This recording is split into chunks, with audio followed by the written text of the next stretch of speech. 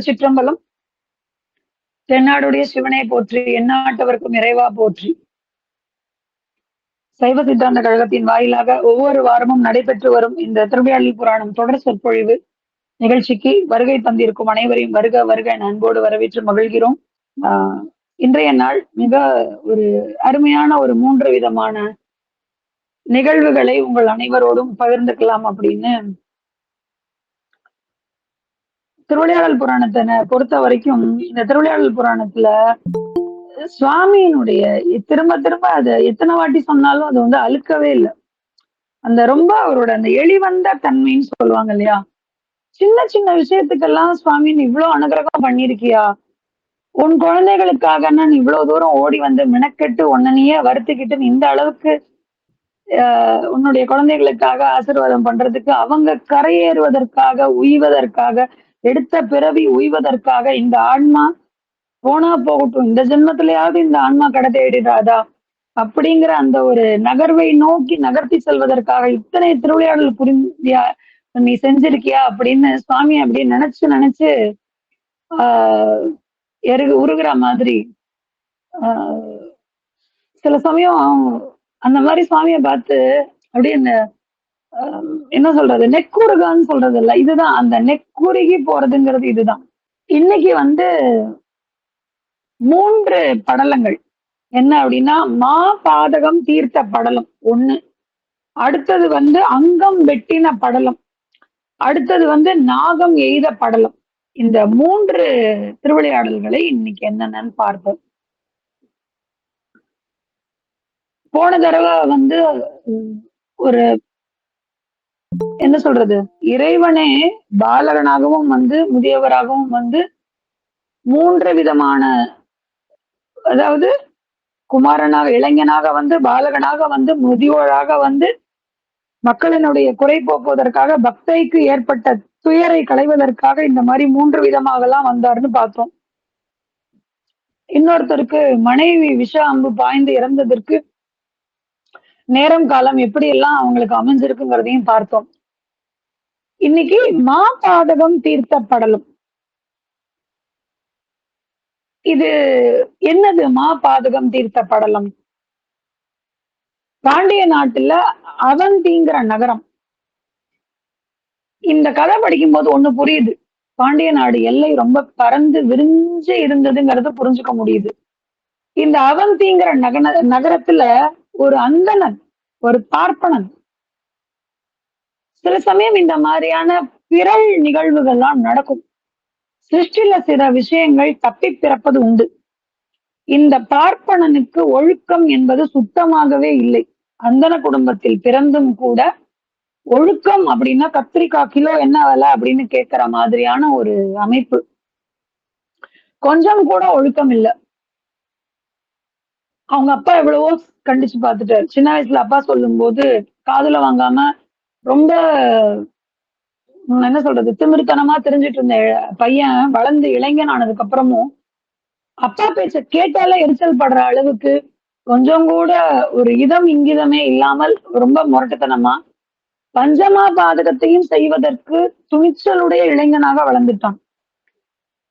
பஞ்சமா பாதகம்னு சொல்றேன்னா என்ன சொல்லுவாங்க, மது, மாது, சூது, களவு, கொலை, இந்த 5ஐயும் தான் சொல்லுவாங்க. மது தொடக்கூடாது, மாது அது ஆகவே ஆகாது, குடும்பத்துக்கு நல்லதில்லை. சூது, இன்னொருத்தருடைய பொருளை கவருவதற்காக சூது செய்யக்கூடாது. களவு, திருட்டுத்தனம் பண்ணவும் கூடாது. கொலை,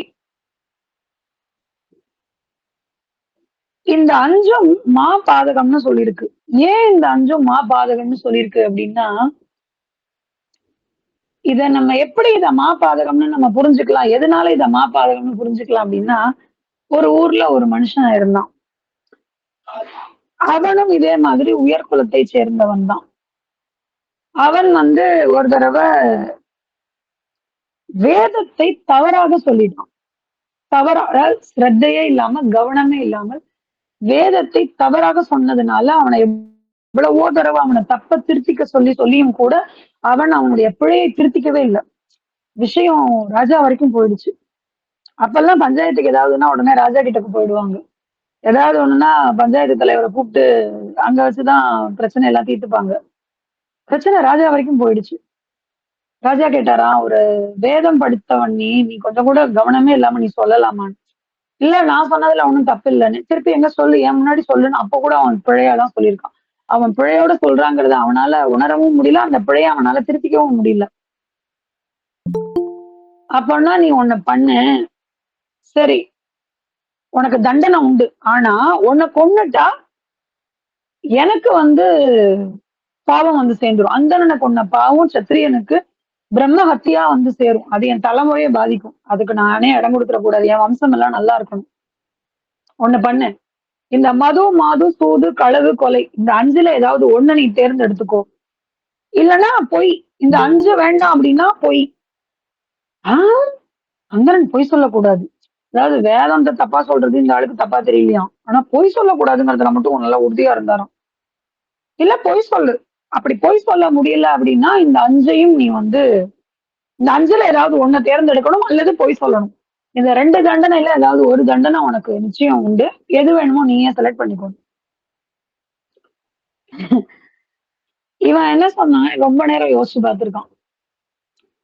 மது, ச்சே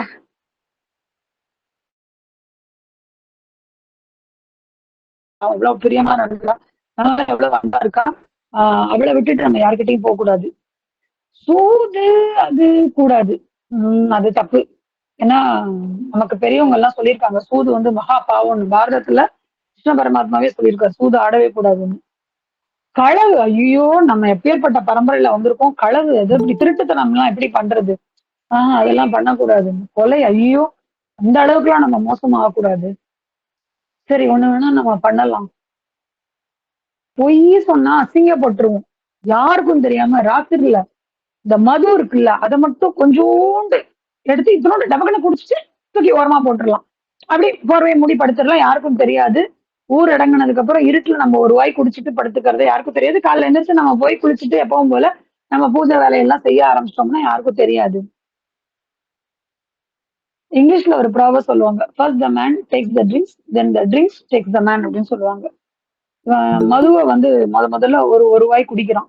அன்னைக்கு வந்து ஒரு வாய் தான் குடிக்கிறான். மதுவை அப்படி லைட்டா தொட்டு பார்த்துட்டு தூக்கி போட்டுறான். அடுத்த நாள் அந்த நேரம் வரும்போது அவனால தன்னை கட்டுப்படுத்திக்க முடியல. அடுத்த நாளும் குடிக்க ஆரம்பிக்கிறான். 2வது நாளும் குடிக்க ஆரம்பிக்கிறான். மனைவி வந்து சத்தம் போடுறா, ஐயோ எப்பேற்பட்ட குறும்பு பரம்பரையில வந்திருக்கோம், வம்ச பாரம்பரியம் எப்படிப்பட்டது, நம்மளுடைய தலைமுறை பெருமை என்ன, நம்ம முன்னோர்கள் எல்லாம் எப்பேற்பட்டவங்க, நீங்க இந்த மாதிரி மது எல்லாம் குடிக்கலாமா, பண்ணாதீங்க. இப்ப மனைவி மேல கோவம் வருது. நீ என்ன பெரியவளா, நீ சொன்னா நான் கேட்கணுமா, பெரியவ, உன்னை தவிர இந்த ஊர்ல உலகத்துல பொண்ணே கிடைக்காதுன்னு நினைச்சியா, நான் கை சொடக்கு போட்டா நான் வீசி எறிகிற காசுக்காக எத்தனை பேர் வருவாங்க தெரியுமா, அப்படி ரோஷமா அப்படி சவால் விட்டுட்டு பெண்ணை தேடி போறான். அங்க போயிட்டு அங்க சில இடங்கள்ல விலைமாதர்கள் வந்து சூதாடி காசெல்லாம் கறப்பாங்க.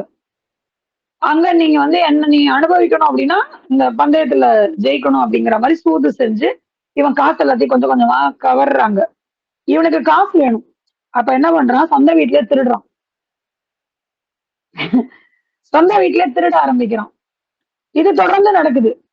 அந்த தாசி வீட்டுக்கு போறதுக்காக தன் வீட்டுல இருக்கிற நகையை கொஞ்சம் கொஞ்சமா திருடி கொண்டு போய் கொடுத்து ஒரு நாள் எதேச்சியா பார்க்கும்போது நகை, பொண்ணு, காசு எல்லாமே குறைஞ்சிருக்கிறதுனால மனைவி கேக்குறா, இவங்க இருக்கிறதெல்லாம் எதுவுமே காணுமே, என்னங்க என்னங்க இதெல்லாம் எதுவுமே காணணும்னு. இல்ல இல்ல அதெல்லாம் எனக்கு ஒண்ணும் தெரியாது. எங்க போய் சொல்லாதீங்க, நீங்க தானே எடுத்தீங்க, ஐயோ எடுத்து கொண்டு போய் அவள்கிட்ட வேற கொடுக்குறீங்களான்னு கேட்கும்போது வாக்குவாதம் முத்தி போய் என்ன செய்யறான், அறிவிழந்து ஆத்திரத்துல அறிவிழந்து பக்கத்துல இருந்த ஏதோ ஒரு கூரான ஆயுதத்தை எடுத்து மனைவி மேல் கோபமா எரியறான். அது தலையில பட்டு மிகப்பெரிய ரத்த வெள்ளத்துல மிதக்கிறா, உயிரும் போயிடுது. ஆக குடிக்க கூடாதுன்னு நினைச்சு குடிச்சான். குடிச்சதுனால பெண்ணை தேடி போனான். பெண்ணுகிட்ட போனதுனால சூதாட வேண்டிய சூழ்நிலை வந்தது. அந்த சூதாட வேண்டிய சூழ்நிலையால பணம் பத்தலன்னு சொல்லி திருடுனான். அந்த திருட்டை தடுக்க வந்த மனைவியை கொலை பண்ணான். இப்ப காவலர்கள் வந்து வசமா பிடிச்சிட்டாங்க. இப்ப கொண்டு போய் நேரா நிறுத்துறாங்க ராஜா கிட்டக்க. ராஜா சொன்னாரு, நீ எங்க கொண்டு வந்து நிறுத்தியிருக்க பாத்தியா, நீ எங்க வந்து நின்னு இருக்க பாத்தியா, இதெல்லாம் நீ செஞ்ச பிழைன்னு நினைக்கிறியா, அதாவது விதி உன்னை செய்ய வச்சது ஏன் தெரியுமா, வேதத்தை தவறாக சொன்னது தப்பு, அதை நீ ஒத்துக்கோ, ஒத்துக்கிட்டு உன்னுடைய தப்ப திருத்திக்கோன்னு சொன்னோம் நாங்க எல்லாருமே. நீ அதை ஒத்துக்கவே இல்லை. நீ வேதத்தை பிழையா சொல்றத தப்புங்கிறதையே நீ ஒத்துக்கல. அதனால அவருடைய பலன் எங்க வந்து நிக்குது பாத்தியா? சரி, ஒரு பொய்யாவது சொல்லியிருக்கலாம், அதுவும் நீ கேட்கல. இருட்டுல ஆரம்பிக்கிறேன்னு ஆரம்பிச்சு இப்போ எங்க கொண்டு வந்து பகல்ல வெளிச்சத்துல தண்டனைக்குரிய குற்றவாளியாக நிக்கிற பாத்தியா? செய்த கொலைக்கு நீ தண்டனை காலாகிரகத்தில் காலம், உன்னுடைய ஆயுள் பரியந்தமும் மரண பரியந்தமும் நீ கடுங்காவல் சிறையில இருட்டறையில நீ வாழ்ந்துதான் மிச்ச காலத்தை நீ கழிக்கணும். கடுங்காவல் சிறையில உன்னை வைக்கிறேன், காலாகிரகத்துல போட்டுடுவாங்க, இருட்டா இருக்கும், அவ்வளவுதான்.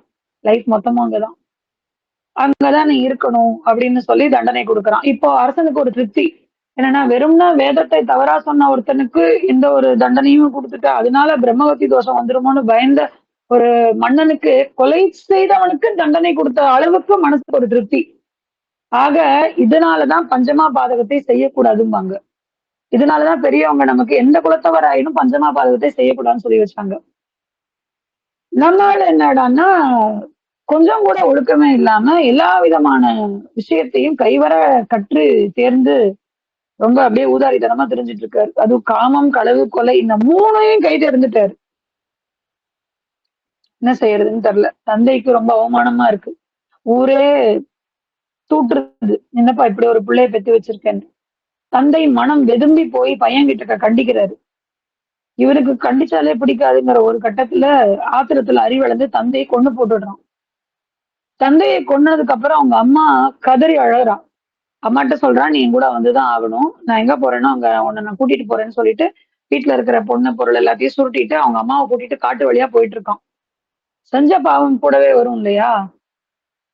இவன் காட்டு வழியாக போகும்போது நகை பணம் எல்லாம் எடுத்துட்டு போறாங்கிறத தெரிஞ்சு ஒரு கொள்ளை கூட்டம் இவங்கிட்ட இருந்து இருக்கிற நகை பணத்தை எல்லாம் திருடிட்டு இவனை ரொம்ப எவ்வளவு அடி தர்ம அடி கொடுக்க முடியுமோ கொடுத்துட்டு அவங்க அம்மாவை கையும் விடாம இழுத்துட்டு போயிடுறாங்க.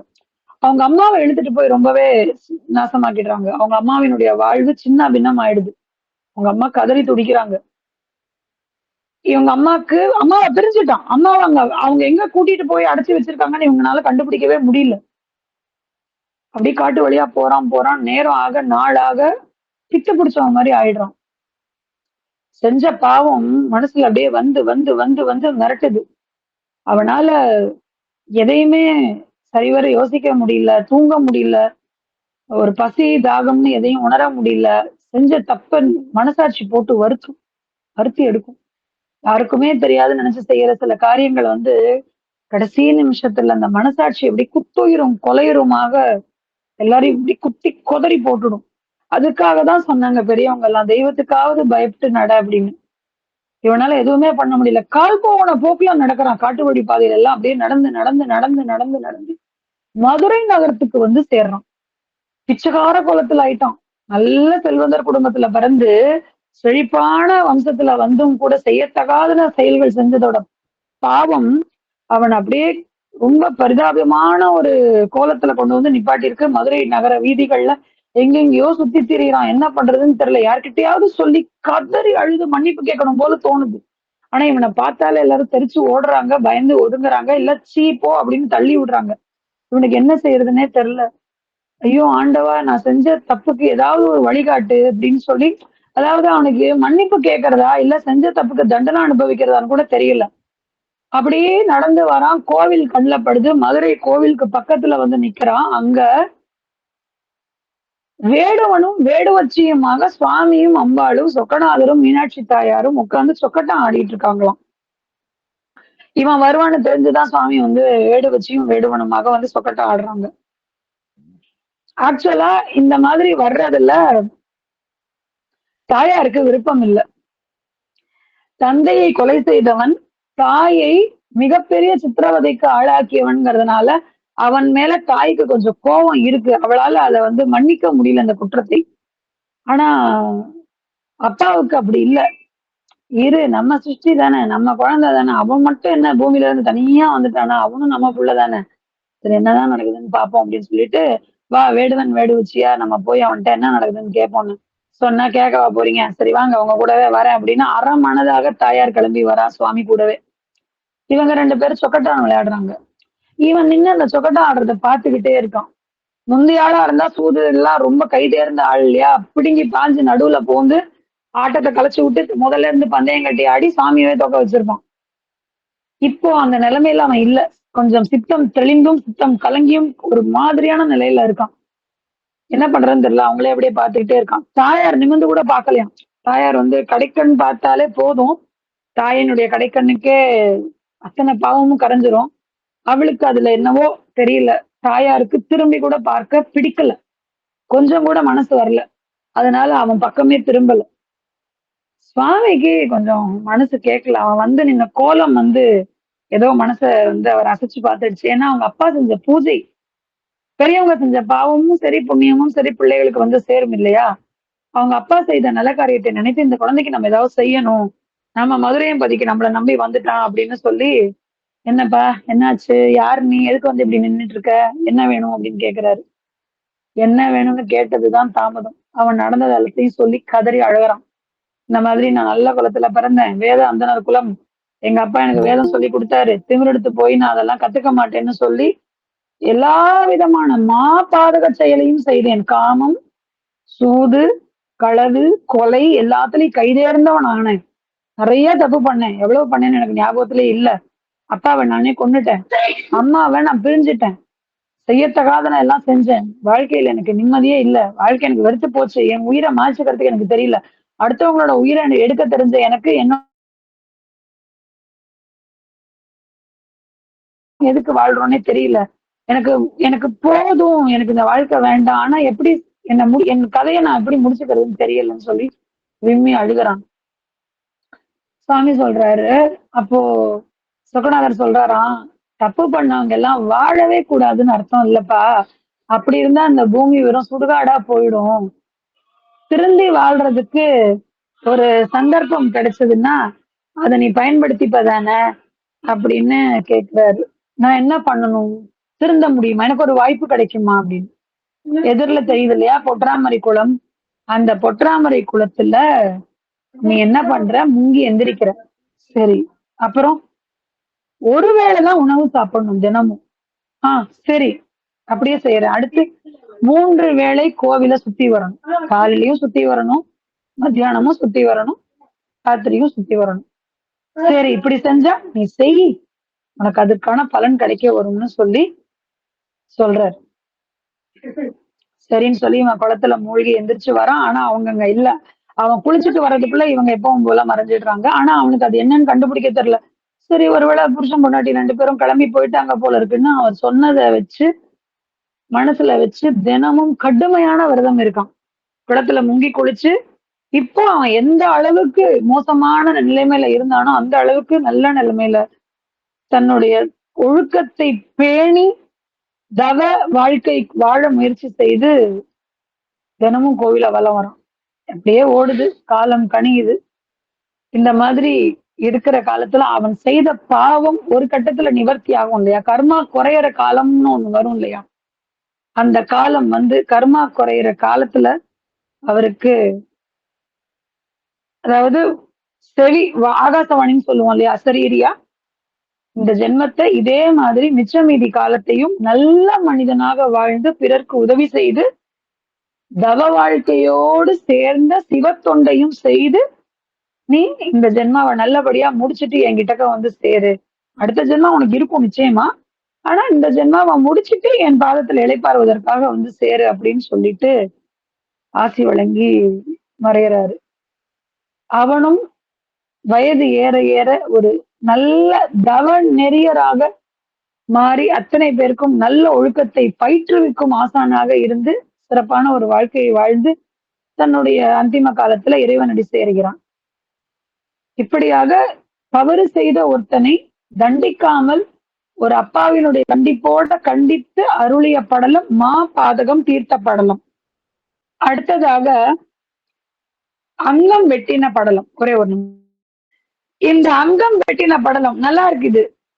இன்னைக்கு இருக்கிற ட்ரெண்டுக்கு சுவாமி எல்லாம் அப்பவே நமக்கு எல்லாம் முன்னோடியா இருந்திருக்காரு. அங்கம் வெட்டின படலம் வந்து ஹீரோயிசம் அப்படிங்கிற ஒண்ணு வந்து இப்போ நம்ம கண்டுபிடிச்ச வார்த்தை எல்லாம் இல்ல. ஹீரோயிசம்ங்கிறது வந்து நம்ம காயின் பண்ண வேர்ட் எல்லாம் இல்ல. சுவாமி காட்டியிருக்காரு பாருங்க. ஹீரோயிசம் எல்லாம் சுவாமி பண்ணியிருக்காரு பாருங்க. நல்லா இருக்கு படிக்கும் போது. குலோத்துங்க சோழ பாண்டியனுடைய காலத்துல நடந்தது. சோழ தேசத்துல பிறந்த ஒருத்தன் ஒரு நாடு நாடா போய் அவனுக்குன்னு பெருசா எதுவும் தனக்குன்னு ஒரு குடும்பம் அமையல. ஊர் ஊரா போய் தொழில் செய்யக்கூடிய ஒரு பரதேசி. பரதேசின்னா ஊர் ஊரா போறவன் அர்த்தம். ஆக்சுவலா இன்னைக்கு அதை எல்லாரும் திட்டுறதுக்காக யூஸ் பண்றோம். ஏன்னா தனக்குன்னு சொந்தமா ஒரு வீடு இல்லாத அப்படியே போற இடத்துல எல்லாம் எங்கேயோ கையேந்தி எங்கேயோ கிடைக்கிறத சாப்பிட்டுட்டு கிடைச்ச இடத்துல தூங்கிட்டு அப்படி இருக்கிறவனை தான் பரதேசிம்பாங்க. அந்த மாதிரியான ஒரு பரதேசி. அவன் வந்து பாண்டிய நாட்டிற்கு வரான். உழைச்சு பிழைக்கலாமேன்னு வந்து அந்த இடத்துல ஒரு இடம் பார்த்து தங்குறான். தனக்கு தெரிந்த போர்க்கலைகளை குழந்தைங்களுக்கு எல்லாம் கத்து கொடுக்குறான்.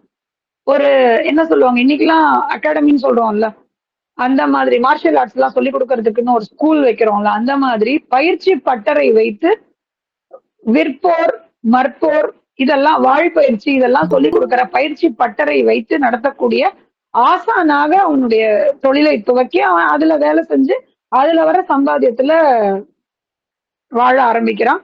அவனுடைய நல்ல குணத்தை பார்த்து அவனுக்கு அந்த ஊர்க்காரங்களே ஒரு நல்ல குணமான ஒரு பொண்ணை பார்த்து கல்யாணம் பண்ணி வைக்கிறாங்க. அவனுடைய வாழ்க்கை ரொம்ப நல்லா செழிப்பா போயிட்டு இருக்கு. அவர்கிட்ட நல்லபடியா பயிற்சி கத்துக்கிட்ட ஒருத்தன், அவன் பேர் சித்தன், மாணவன். அவன் என்ன பண்றான்னா நல்ல கை தேர்ந்த கலையை கத்துக்கிட்டதுக்கு அப்புறம் குருவுக்கு எதிர்த்தாப்புல எதிர்கடை போடுறான். அதாவது அவர் அந்த பக்கம் ஏரியால சொல்லி கொடுக்குறாரா, இவன் ஆப்போசிட்ல இந்த சைடு ஏரியால அவரை விட ஜாஸ்தியா சொல்லி தரேன்னு சொல்லி அப்பவே இந்த டிஸ்கவுண்ட் எல்லாம் இருந்திருக்கு. 50% ஆஃபர், 40% ஆஃபர் எல்லாம் இருந்திருக்கு. இன்னைக்கு வந்து இன்னைக்கே லாஸ்ட் டேட், இன்னைக்கு வந்து சேர்ந்தீங்கன்னா 75% ஸ்காலர்ஷிப்னு சிஎஸ்சில எல்லாம் அனௌன்ஸ் பண்ற மாதிரி இவன் தனியா ஒரு பற்ற வச்சு தனியா ஒரு எதிர்கடை போட்டு நிறைய மாணவர்களுக்கு சொல்லி கொடுக்க ஆரம்பிச்சிருக்கான். நாள் ஆக ஆக இவனுடைய பட்டறையில, மாணவனுடைய பட்டறையில கவர்ச்சிகரமா அவன் நிறைய சலுகைகளை கொடுத்ததுனால ஜனங்கள் பொதுவாவே இந்த மாதிரி இலவசம் கவர்ச்சி இதுக்கெல்லாம் ஜனங்கள் வந்து அடிமை. அவங்களெல்லாம் ஒண்ணுமே பண்ண முடியாது. அதெல்லாம் தாண்டி விழிப்புணர்வோடு அப்படி இருங்கன்னு சொல்றதெல்லாம் நடக்கவே நடக்காத காரியம். ஏன்னா இயற்கை படைப்பே அப்படிதான். மும்மலங்கள்ல கட்டுண்டு கிடப்பதாகத்தான் இந்த உயிர் படைக்கப்பட்டிருக்கு. அதையெல்லாம் அறுத்து சிவமாகிறதுங்கிறதெல்லாம் பெரிய விஷயம். அதனாலதான் மாணிக்க வாசகர் பாடுறாரு, மல அறிவித்து சித்தமலம் அருவித்துங்கிறாரு, சிவமாக்கி இணையாண்டங்கிறாரு. அந்த அருவித்துங்கிற வார்த்தைக்கெல்லாம் ரொம்ப பெரிய போராட்டம். அவனாவே தெளிஞ்சு புத்தி தெளிஞ்சு இதெல்லாம் நிலை இல்லை, இதெல்லாம் நிலை இல்லைன்னு இதை ஒதுக்கி அதை ஒதுக்கி போதும்னு சொல்லி வர்றதெல்லாம் பெரிய லெவல். இவனுக்கு என்ன ஆயிடுதுன்னா, மாணவன் தனக்கு வந்து மாணவர்கள் நிறைய வர ஆரம்பிச்சிடுறாங்க. அதோட திருப்தி பட்டா பரவாயில்ல. அந்த குரு ஒண்ணுமே இல்லாம போகணும்னு நினைக்க ஆரம்பிச்சிட்டான். அதாவது அந்த குருங்கிறவரு இனிமே செயல்படாத முடியாத அளவுக்கு அவன் போயிடணும் அப்படிங்கிற அளவுக்கு, இதுதான் குரோதம்னு சொல்லுவாங்க. ஆசைப்படலாம். அந்த ஆசையே பெரும் பேராசையாக குரோதமாக அடுத்தவனை முடக்கி போடக்கூடியதாக ஒரு ஆசை கிளம்புமே, ஆனால் அது குரோதம். அது குரோதம் வந்து குலநாசம் செஞ்சுட்டுதான் அடங்கும்பாங்க. அதனாலதான் குரோதம் இருக்கவே கூடாதும்பாங்க. இப்படியான நிலையில அவனுக்கு நாளுக்கு நாள் புகழும் காசும் சேருது. இவருக்கு ஒன்றும் பெருசா வருமானம் எல்லாம் இல்ல. அதனால இவருக்கு எந்த குறையும் இல்லை. ஏன்னா நல்ல குணமுள்ள ஒரு மனைவி அமைஞ்சதுனால காசு வருது போகுது அதை பத்தி எல்லாம் அந்த அம்மா கவலையப்படல. இருக்கிறத வச்சு சிறப்பா சந்தோஷமா வாழ்றதுக்கு அவங்க வீட்டுல கத்து கொடுத்துருக்காங்க போல இருக்கு. அவ ஜெனிலியா சொல்லுவாள்ல, எனக்கு கர்ச்சீஃப் இல்லாமலே சிந்தாம சாப்பிட சொல்லி கொடுத்துருக்காங்க அங்கிள் அப்படின்னு. இருக்கிறத வச்சு சமாளிக்கிறதுக்கு சொல்லி கொடுத்துருக்காங்க போல இருக்கு. அந்த அம்மா ஏன் நீ காசு சம்பாதிக்கல, ஏன் 10 ரூபா கொண்டு வரலன்னா கேட்கவே இல்லை. அது பாட்டுல லைஃப் போயிட்டு இருக்கு. இவனுக்கு ஆத்திரம் தாங்கவே இல்லை. ஏன்னா சண்டைக்கு வந்த அந்த சாக்குல குருவை கொஞ்சம் அவமானப்படுத்தி பார்க்கலான்னு நினைச்சான். ஆனா குரு தான் அமைதியா ஒதுங்கி போயிட்டாரு. இப்ப என்ன பண்ணணும், குருவை வந்து என்னவாவது பண்ணணும், குருவை அசிங்கப்படுத்தணும். இந்த குருவை எப்படியாவது நம்ம கேவலப்படுத்தி ஊருக்கு முன்னாடி நகைப்புக்கு உள்ளாக்கணும் அப்படின்னு சொல்லிட்டு என்ன பண்றான். அப்படி சொல்லும் போது அந்த குருவினுடைய மனைவி மேல இவனுக்கு ஒரு கண்ணு. இது எப்படி பாருங்க, குரு பத்தினி வந்து தெய்வத்துக்கு சமம். அண்ணி, அண்ணனுடைய அண்ணனுக்கு அண்ணனை திருமணம் செய்து கொள்ளக்கூடிய மனைவியானவள் தாய்க்கு சமம்னு சொல்லுவாங்க. அண்ணிங்கிற ஸ்தானத்துக்கு வந்துட்டா அம்மாவுக்கு சமம்னு சொல்லுவாங்க. குரு பத்தினி தெய்வத்துக்கு சமம்னு சொல்லுவாங்க. இவனுக்கு குரு பத்தினி மேல ஒரு கண்ணு. குருவினுடைய மனைவியை எப்படியாவது அடைஞ்சிடணும், அதனால அவனுக்கு அவமானம் வந்துட்டா அதுல இவனுக்கு ஒரு அல்ப ஆசை, அவர் கூனி குறுகி போயிடுவாருன்னு. எப்பேற்பட்ட இழிவான குணம் பாருங்களேன். அவர் வீட்டுல இல்லாத நேரமா பார்த்து கதவை தட்டுறான். அவன் அந்த அம்மா கதவை திறக்குது. கைய புடிச்சு இழுத்து ரொம்ப வலுக்கட்டாயமா ரொம்ப கீழ்த்தரமா நடந்துக்கிறான். அந்த அம்மா கத்தி கூச்சல் போட்டு இவனை கதவை தள்ளி இவனை வெளியில தள்ளி கதவை சாத்திடுது. சிவதரிசனம் செய்வதற்காக பக்கத்து ஊர் வரைக்கும் போயிட்டு வந்த மனுஷன் சாயங்காலமா தான் வராரு. இந்த அம்மா அன்னைக்கு கொஞ்சம் உடம்பு முடியாத மாதிரி இருக்கிறதா காமிச்சுக்குது. தான் பட்ட அவமானம் கணவன் கிட்ட சொல்றதுக்கு வருத்தமா இருக்கு. செஞ்சது அவர் உருவாக்குன மாணவன். அப்ப குருவினுடைய மனசு சுக்கு நூறா போயிடும். அவர் மனசு நொறுங்கிறத இந்த அம்மாவுக்கு பார்க்க தெம்பில்ல. அதனால இந்த அம்மா சொல்லலாமா வேணாமாங்கிற போராட்டத்துல நொறுங்கி போய், என்னமோ தெரியலங்க, உடம்பு சரியில்லைங்க, ஏன் ஒரு மாதிரியா இருக்குன்னு. இல்லங்க எனக்கு என்னன்னு தெரியலங்க, உடம்பு சரியில்லை. அப்படியான்னு, நான் போய் சுவாமிய பாத்துட்டு வரேன்னு. சரி போ, கோயிலுக்கு போயிட்டு வந்தா கொஞ்சம் மனசு தெளிவா இருக்கும். ஆமாங்க. இந்த அம்மா நேரா சொக்கநாதர்ட்ட கதறுது. சும்மா யாரும் இல்லாத சன்னிதானத்தை வந்தேன். அப்பெல்லாம் கூட்டம் கம்மி தானே. சன்னிதானத்துல யாரும் இல்லாத நேரமா பார்த்து இந்த அம்மா கதறுது சுவாமி கிட்டக்க. தகாதன செய்தானே சுவாமி, ஒரு மாணவனா இருக்க கண்டு ஒரு குரு பத்தினி தெய்வத்துக்கு சமம், இப்படி செய்யலாமா? ஒரு தாய் கூட செய்ய வேண்டிய ஒரு விஷயத்தை கொஞ்சம் கூட ஒரு அசூயையே பார்க்காம நினைச்சு பார்க்கவே சங்கடப்படக்கூடிய ஒரு காரியத்தை இவன் இவ்வளவு துணிஞ்சு செஞ்சிருக்கானே, எனக்காக நீ இறங்கி வர மாட்டியா? இந்த நியாயத்தை நீ என்னன்னு கேட்க மாட்டியான்னு அவ கண்ணீர் விட்டு கதறான். சும்மாவே சுவாமிக்கு இறக்க ஜாஸ்தி. கண்ணீர் விட்டு கதறினதுக்கு அப்புறம் இவளுக்கு ஒரு பாரம் குறைஞ்ச மாதிரி இருக்கு. சரி, எல்லாத்தையும் சுவாமி கிட்ட சொல்லிட்டோம், இதுக்கப்புறம் எல்லாத்தையும் அவர் பார்த்துப்பாரு அப்படின்னு ஒரு நம்பிக்கையோட வீட்டுக்கு வந்துடுறான். அடுத்த நாள் காலையில ஊரு நல்ல பொது, அதாவது கூட்டமா நடமாடுற இடத்துல ஜனங்கள் எல்லாம் ரொம்ப பீக் ஏரியான்னு சொல்லுவோம்ல, அந்த மாதிரியான ஒரு ஏரியால நின்னு இந்த குரு இருக்கார் இல்லையா, இந்த குரு என்ன பண்றாரு, சித்தனை கூப்பிடுறாரு, மாணவனை பேர் சொல்லி கூப்பிடுறாரு. என் கூட போட்டி போடணும் தானே ரொம்ப நாளா காத்துட்டு இருக்க, வா, மக்கள் எல்லாரும் பொதுவா கூடுவாங்கல்ல, பொது சத்திரம் வடக்கு வாசல்ல இருக்குல்ல, வா அங்க வா, உனக்கும் எனக்கும் இன்னைக்கு என்னன்னு பாத்துடலாம்னு சொல்லி அங்க கூப்பிடுறாரு. எப்பவும் அமைதியா இருக்கிற வாத்தியார் என்ன இன்னைக்கு மாணவன் இந்த மாதிரி எதிர் சண்டைக்கு கூப்பிடுறாருன்னு எல்லாரும் அக்கம் பக்கம் சலசலப்பா பேசிக்கிறாங்க. ஏய், வாத்தியார் ஏதோ கூப்பிடுறாராமே அவனன்னு எல்லாரும் கூடிடுறாங்க. கூடின இடத்துல சண்டை ஆரம்பிக்குது. சண்டை ரொம்ப நேரம் நடக்குது. அந்த சண்டையில மாணவன் களைச்சு போயிடுறான். ரொம்ப நேரம் போராடி களைச்சு போயிடுறான்.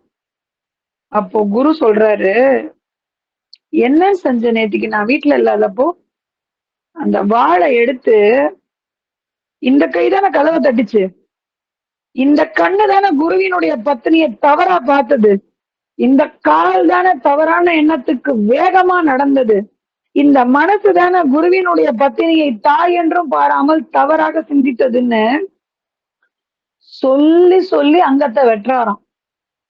இத அந்த வார்த்தைகள் அப்படியே படிக்கும் போது இன்னைக்கு இருக்கிற ஹீரோஸ் எல்லாம் இந்த இந்த திருவிளையாடல் புராணத்தை கேட்கணும். எப்பா விசில் அடிச்ச உடனே ஸ்கிரீன்ல அப்படி ஜிகுனா பறக்க அப்படி செய்றீங்க, இந்த கை தானே, இந்த கை தானே, இந்த கால் தானே அப்படின்லாம் வசனம் பேசுறீங்கல்ல, எல்லாருக்கும் ஹீரோவுக்கெல்லாம் ஹீரோ சொக்கநாதர் அப்பவே இந்த வசனத்தை எல்லாம் அவர் பேசிட்டாரு. எதுவும் புதிதில்ல.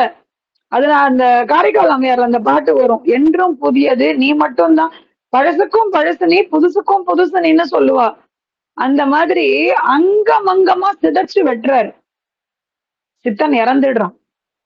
இவர் அந்த இடத்துல இருந்து மறைஞ்சு போயிடுறாரு. ஊர்ல எல்லாருக்கும் அப்பதான் தெரியுது இவன் இவ்வளவு தப்பு பண்ணிருக்கான்னு.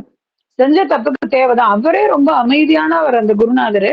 அவருக்கு இவருக்கும் இவன் அங்கமா வெட்டியிருக்காங்கன்னா அப்ப எப்பேற்பட்ட பாதகத்தை இவன் செஞ்சிருக்கணும், அவர் கொடுத்த தண்டனை தான் அப்படின்னு சொல்லிட்டு கிளம்பி அவங்க கலைஞ்சு போயிடுறாங்க. இந்த விஷயம் மன்னர் வரைக்கும் போயிடுது. சாயங்காலமா இவரு எப்பவும் போல கோயிலுக்கு போயிட்டு ஊரெல்லாம் சுத்திட்டு வேற ஏதோ வேலையா வராரு. இந்த வீட்டம்மா கதவை திறந்துட்டு ஆச்சரியமா பாக்குது. ஏங்க, இதோ வரேன்ட்டு தானங்க போனீங்க, என்னங்க இப்படி ஒரு காரியத்தை செஞ்சு வச்சுட்டீங்க, என்னடி செஞ்சேன்? என்ன செஞ்சீங்களா? அந்த பையனை கண்டம் துண்டமா வெட்டி போட்டுட்டீங்களே. எந்த பையனை? அதான் உங்க மாணவன சித்தனை. நான் எப்ப கண்டம் துண்டமா வெட்டினேன்? நல்லா சொன்னீங்க போங்க. அவன் வந்து இந்த மாதிரி ரகலை பண்ணானா? என்னது அவன் வந்து ரகலை பண்ணானா? என்னங்க நீங்க எல்லாம் புதுசா கேக்குற மாதிரி கேக்குறீங்க. ஏற்கனவே எல்லாம் தெரிஞ்ச மாதிரி தானங்க அந்த இடத்துல வந்து வெட்டினீங்கன்னு. எனக்கு ஒண்ணும் புரியலம்மா, என்னதான் சொல்ல வர, தெளிவா சொல்ல. இந்த மாதிரி நீங்க காலையில அவனை சண்டைக்கு கூப்பிட்டீங்களா? பொது சபை கிட்டக்க அவனை வர சொன்னீங்களா? அவன் வடக்கு பக்கமா வந்தானா? சண்டை போட்டு அவனால ஜெயிக்கவே முடியலங்கிற நேரத்துல நீங்க என்ன பண்ணீங்க? கோவம் வந்து உங்க வாளை எடுத்து, இந்த கை தானே தப்பு பண்ணுச்சு, இந்த கால் தானே தப்பு பண்ணுச்சு, இந்த கண்ணு தானே தப்பா பார்த்துச்சுன்னு சொல்லி சொல்லி சொல்லி வெட்டினீங்களா? எனக்கு அப்ப எவ்வளவு திருப்தியா இருந்தது தெரியுமா? எனக்கு எவ்வளவு சந்தோஷமா இருந்தது தெரியுமான்னு. இவருக்கு மயக்கமே வந்துருச்சு. தண்ணி கொண்டு வா குடிக்க. நீ என்னது நான் கைய வெட்டினேன் காலை வெட்டினேனா? ஏமா காலையில போயிட்டு இப்பதாம்மா வரேன். நான்லாம் கையையும் வெட்டல காலையும் வெட்டல. நான் அதாவது நான் எப்பா எனக்கு கொலை செய்யற அளவுக்கு எல்லாம் தைரியம் இல்லப்பா அப்படின்னு. ஊர்ல எல்லாரும் இந்த விஷயம் ராஜா வரைக்கும் போகுதா? ராஜா வந்து என்ன ஏதுன்னு கேக்குறாரு. ராஜாவுக்கு தெரிஞ்சிடுச்சு. ஏன்னா அந்த அம்மா சொல்லுது, ஐயா இதெல்லாம் தான் நடந்தது, நான் போய் சொக்கநாதர்ட்ட கதறினேன். காலையில பார்த்தா இந்த மாதிரி சண்டை நடந்துச்சுன்னா ராஜாவுக்கு புரிஞ்சிடுச்சு. நீதான் சொக்கநாதர்ட்ட போய் கதறினியா? அப்போ வந்தது உன் வீட்டுக்காரர் உருவுல வந்து இந்த தப்புக்கு நியாயம் கொடுத்தது சுவாமி தானா அப்படின்னு சொல்லி எல்லாரும் கோவிலுக்கு போறாங்க. அங்க போய் சுவாமியினுடைய கருணையை நினைச்சு எல்லாரும் சுவாமிக்கு சிறப்பு வழிபாடெல்லாம் பண்றாங்க.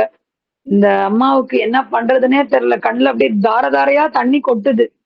உன்கிட்ட வந்து புலம்புன, அதுக்கு நீ இந்த அளவுக்கு கருணை காமிப்பேன்னு நான் எதிரே பார்க்கல அப்படின்னு. ஊர் மொத்தமும் அன்னைக்கு இது அத்தனையும் பத்தி தான் பேசு.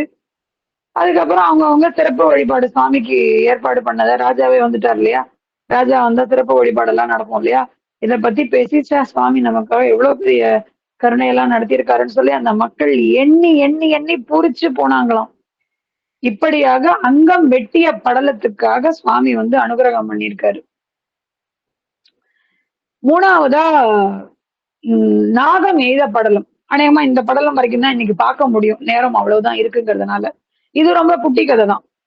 இந்த நாகம் எய்த படலம் வந்து யார் காலத்துல நடந்தது அப்படின்னா, குலோத்துங்க சோழனுக்கு பிறகு அவருடைய மகன் அனந்த குணபாண்டியன், அந்த அனந்த குணபாண்டியனுடைய காலத்துலதான் நடந்தது.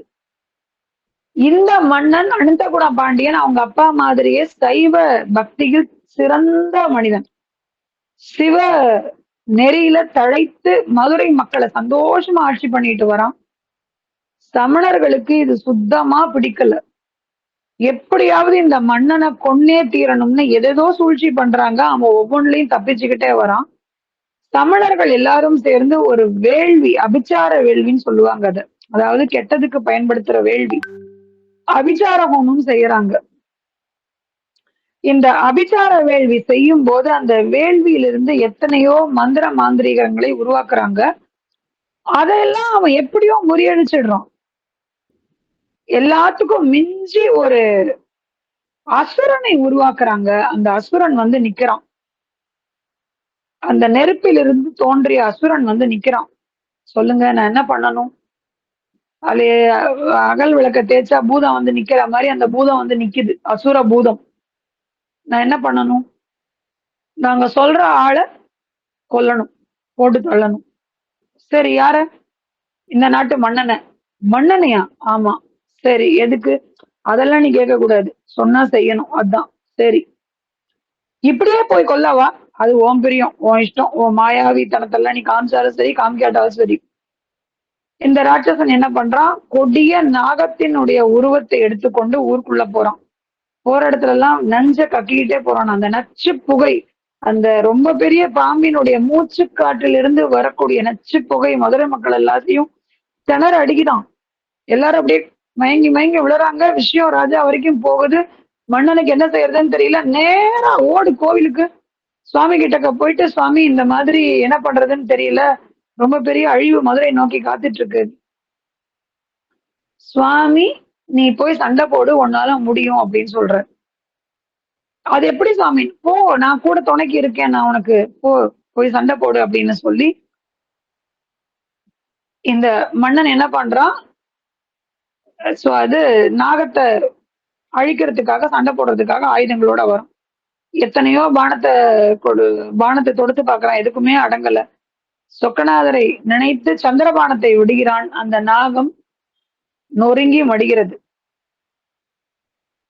இப்போ அந்த நச்சு காத்து, அதனுடைய மூச்சு காற்றிலிருந்து வந்த நச்சு வந்து காற்று முழுவதிலும் பரவி ரொம்ப மாசு அடைஞ்சிருக்கு. ஊர் மக்கள் எல்லாம் திணறாங்க. இந்த மன்னன் வந்து சுவாமி தன்னுடைய தலையில இருக்கிற சந்திர பிறையில இருந்து அப்படி 2 அமுத துளிய அப்படி தெளிச்சு விட்டாராம். மதுரை மக்கள் எல்லாருக்கும் அந்த நச்சு போய் மக்கள் எல்லாம் தெளிஞ்சு எந்திரிச்சாங்களாம். அந்த அமுத துளியை சிந்தினதனுடைய பலனாக மதுரை மிகச்சிறந்த தவ புண்ணிய தலமாக மாறியது அப்படின்னு அதுல குறிப்பு கொடுத்திருக்கு. மதுரம் அப்படின்னா அமிர்தம்னு அர்த்தம் சமஸ்கிருதத்துல. மதுரை அப்படிங்கிற பேருக்கு மதுரம் அப்படிங்கிற ஒரு வடமொழி பேரு இருக்கிறதுக்கு உண்டான ஒரு காரணமா இதை சுட்டுறாங்க. இந்த விஷயத்த சுட்டி காட்டுறாங்க. ஆக அதனாலதான் சுவாமி எல்லா இடத்துலயும் பாத்தீங்கன்னா சுவாமி வந்து அந்த சந்திரபானம் வச்சிருப்பாரு. சொக்கநாதர் கையில அது எனக்கு தெரிஞ்சு நான் பார்த்தது இல்லை. ஆனா இங்க மல்லிகேஸ்வரர் கபாலீஸ்வரர் கையில எல்லாம் அந்த சந்திரபானம் இருக்கும். ஆக சுவாமி வந்து மக்களுக்காக விஷத்தை போக்கக்கூடிய அமிர்த துளிகளை தெளித்ததினால் மதுரை நகரம் மதுராபுரி மதுரம் என்னும் பெயரை பெற்று மிகச்சிறந்து விளங்கியதுன்னு பார்க்கிறோம். ஆக இன்றைக்கு இந்த 3 படலம், நாகம் எய்த படலம், அங்கம் வெட்டிய படலம், மாபாதகம் தீர்த்த படலம், இந்த 3ஐயும் பார்க்கக்கூடிய சந்தர்ப்பம் அமைஞ்சது. சைவ சித்தாந்த கழகம் இப்படி ஒரு வாய்ப்பை கொடுப்பதற்கு மனமார்ந்த நன்றி. வாரம் உங்களால நிறைய தெரிஞ்சுக்க வேண்டிய ஒரு சந்தர்ப்பம் அமையுது.